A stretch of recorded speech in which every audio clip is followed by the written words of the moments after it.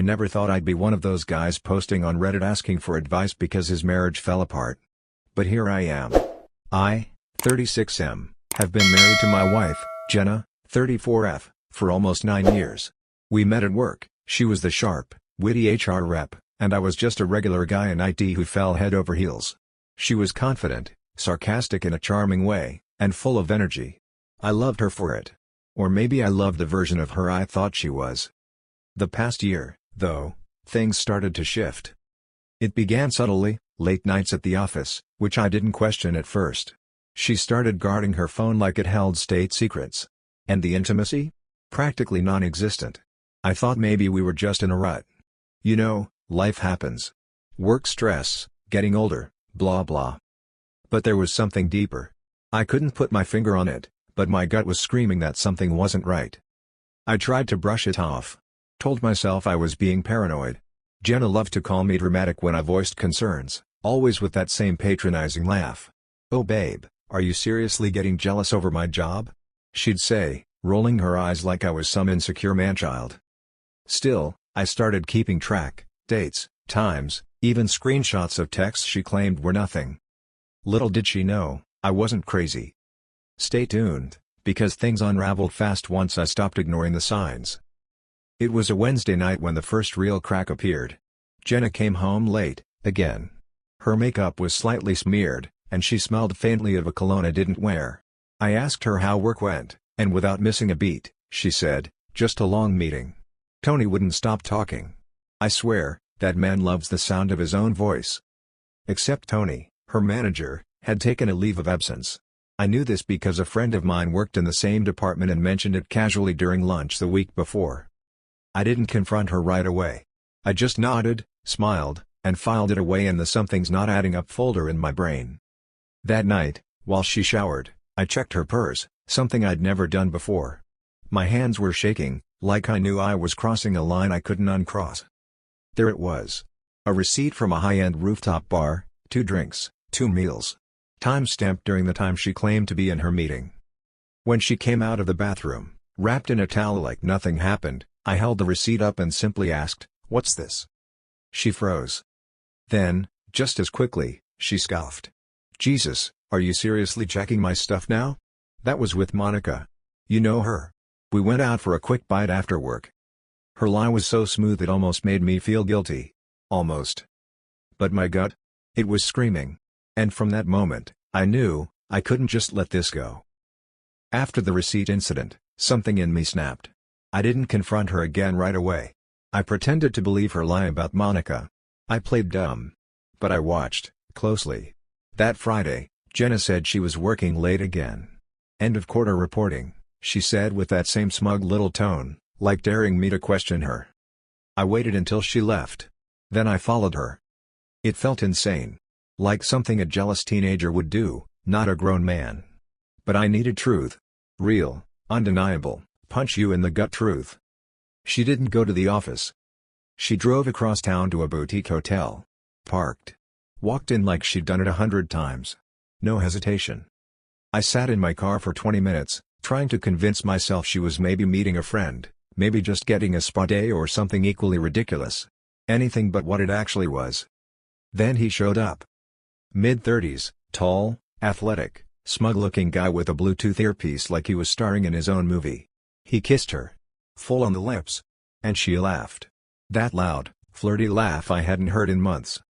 I felt like my soul left my body. They disappeared into the lobby, arm in arm, like they were some power couple on vacation, not 2 people betraying someone who loved them. I drove home in silence. I didn't cry. I didn't scream. I just shut down. I wish I could say I stormed into that hotel and confronted them right then and there. But I didn't. Instead, I went home. Sat on the edge of our bed, staring at the floor for what felt like hours. My heart was pounding, but my body felt numb. Around 11 p.m., she came home. Hair slightly tousled. Lipstick smudged. Wearing a different top than the one she left in, more revealing. She smelled like cheap wine and someone else's cologne. "Long day," she sighed, dropping her purse on the floor. "I need a shower." And just like that, she walked past me, humming to herself like everything was normal. I wanted to scream. I wanted to grab her and ask, "Who the hell do you think you are?" But instead, I sat there, still pretending. Still swallowing the truth that was eating me alive. She came out of the shower wrapped in a towel, looked me dead in the eye and said, "You okay? You look pale." I forced a smile. "Just tired." She kissed my cheek and climbed into bed. I laid there beside her, staring at the ceiling, while she fell asleep in minutes, as if she wasn't lying through her teeth. I realized then, she didn't even feel guilty. Not even a flicker of shame. And that hurt more than anything. I couldn't live in that limbo anymore, knowing the truth, yet pretending I didn't. So I started planning. I didn't want to confront her empty-handed. I wanted undeniable proof. Evidence she couldn't gaslight me out of. No more "you're being paranoid" or "you're imagining things." I needed the facts to slap her lies in the face. So I bought a small audio recorder online. One of those discreet ones that look like a flash drive. I hid it in the car she drives, technically, my car, and let it run while she went to work the next few days. I also installed a free tracking app on her phone while she was in the shower one night.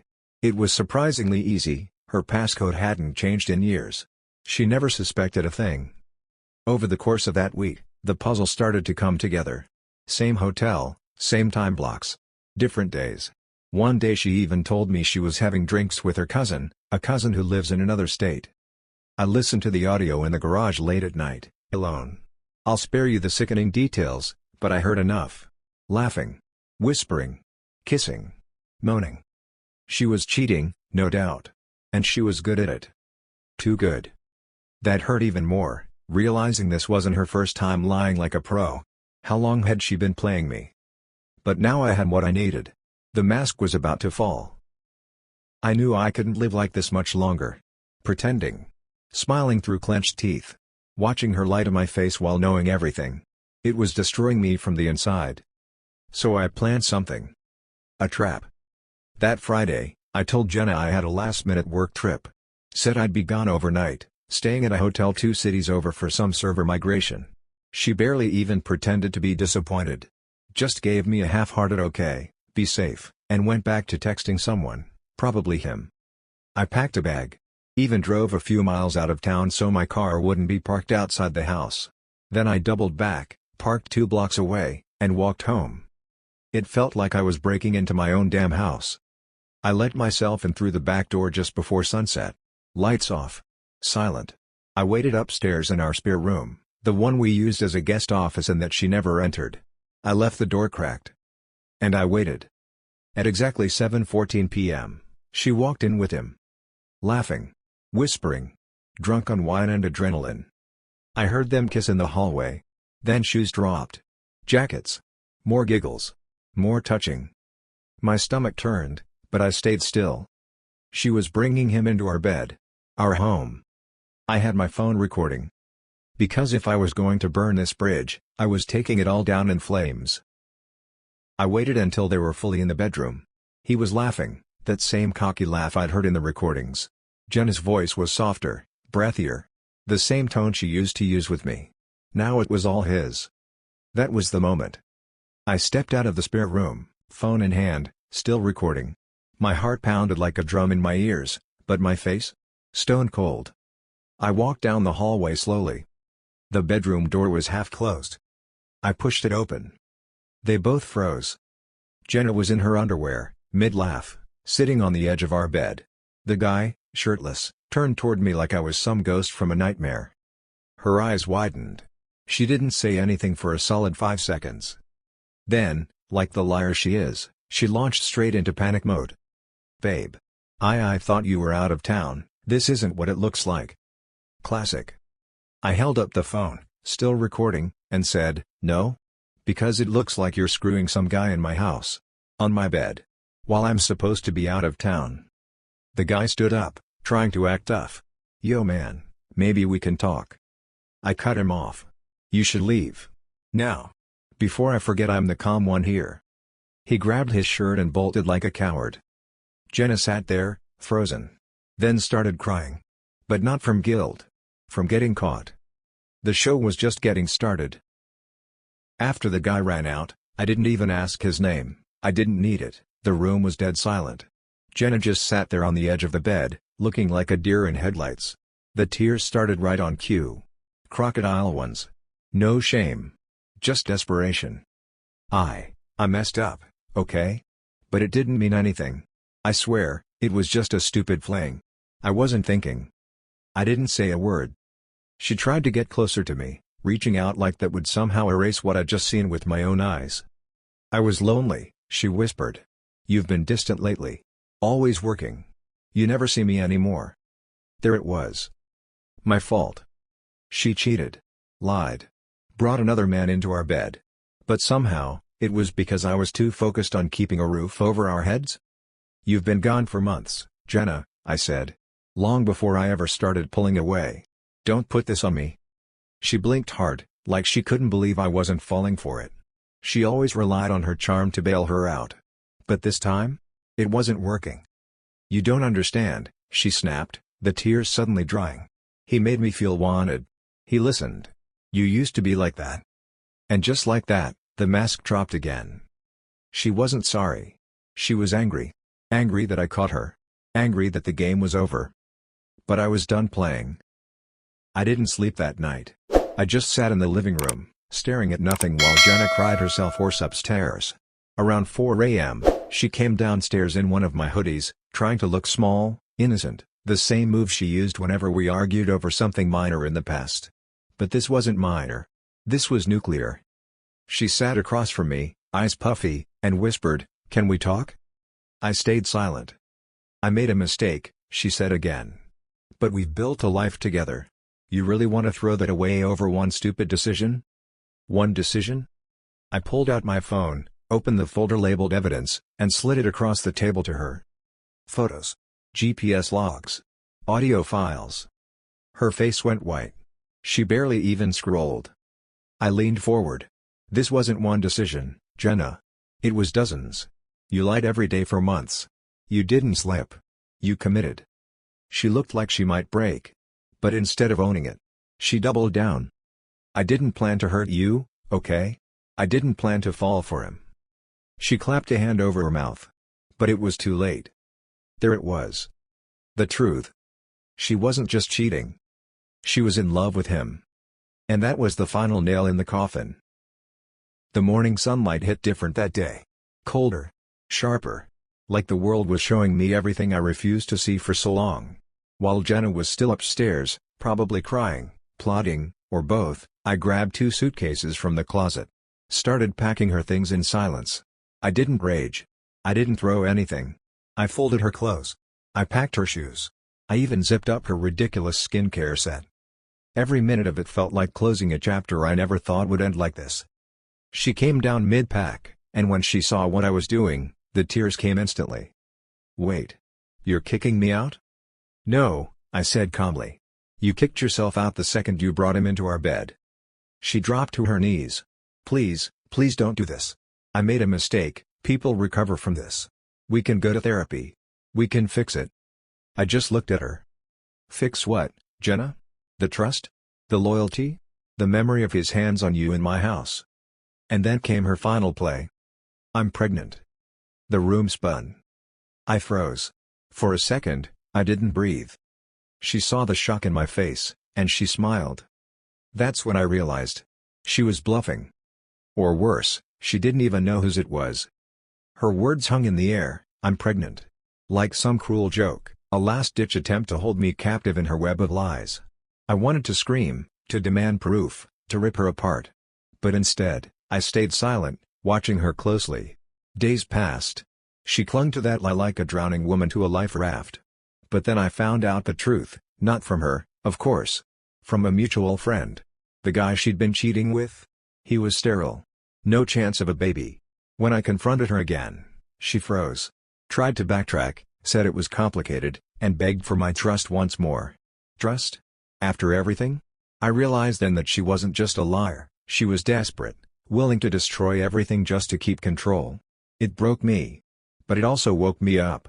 Because if someone can lie this much, this badly, you need to let them go.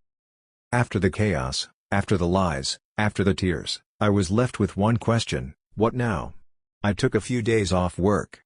Didn't answer calls. Didn't scroll through social media. I just sat alone with my thoughts, trying to make sense of the mess Jenna left behind. It wasn't easy. The betrayal felt like a knife twisting inside me every time I thought about it. But slowly, something shifted. I realized that I had worth. That my happiness didn't depend on someone who treated me like a backup plan. I started running again, something I hadn't done in years. The cold morning air, pounding pavement. It cleared my head. I reconnected with old friends I'd neglected. People who remind. By now, Jenna was out of the picture, or at least, physically. Cutting ties wasn't just about removing her from my life. It was about reclaiming me. I started therapy, something I never thought I'd need, but damn, it saved me. Talking to someone who didn't judge, who listened without bias, helped me unpack years of pent-up pain and confusion. I also realized how much I'd sacrificed for the marriage, my time, my dreams, my self-respect. And now, I was finally ready to chase what I wanted. I signed up for a photography class, something I'd always wanted to try but pushed aside. I reconnected with my passion for music, dusted off the old guitar and started learning new songs. Every small victory reminded me, I am more than a betrayed husband. I'm a man capable of healing, growing, and loving again. It wasn't easy. There were nights I still cried. Nights I questioned if I'd ever be whole again. But every step forward was a middle finger to the lies Jenna told me. And I wasn't done fighting yet. After all the pain and anger faded a bit, I started seeing things clearly. Love isn't just about feeling butterflies or saying I love you every day. It's about respect, honesty, trust. And when those things are broken, that's not love. That's something else entirely. Jenna didn't just cheat on me. She tore apart the foundation of what we had and expected me to pretend nothing happened. I learned that sometimes, love means knowing when to walk away, not because you don't care, but because you do care about yourself. It's okay to feel broken. It's okay to cry. But it's not okay to let someone else's betrayal define your worth. I'm still healing, still learning to trust again. But I'm proud of how far I've come. And if you're reading this, stuck in your own mess, remember, you deserve better. Always. So here I am, at the end of this nightmare chapter but the beginning of something new. If you're reading this because you suspect something's wrong, trust your gut. Don't ignore those tiny alarms. They're there for a reason. If you're dealing with betrayal, remember, you're not alone. It hurts like hell. It's messy, confusing, and sometimes downright cruel. But it's also an opportunity. An opportunity to rediscover yourself, set new boundaries, and demand the respect you deserve. For me, that meant walking away. It meant therapy, hard conversations with myself, and rebuilding a life where I come first. I'm not perfect. I still have bad days. But I'm free. And that's worth everything. Thanks for reading my story. If it helped even one person, it was worth sharing. Please hit subscribe if you want to hear more real stories like this. And if you found strength here, leave a like. Let's build a community where honesty and healing come first. Stay strong.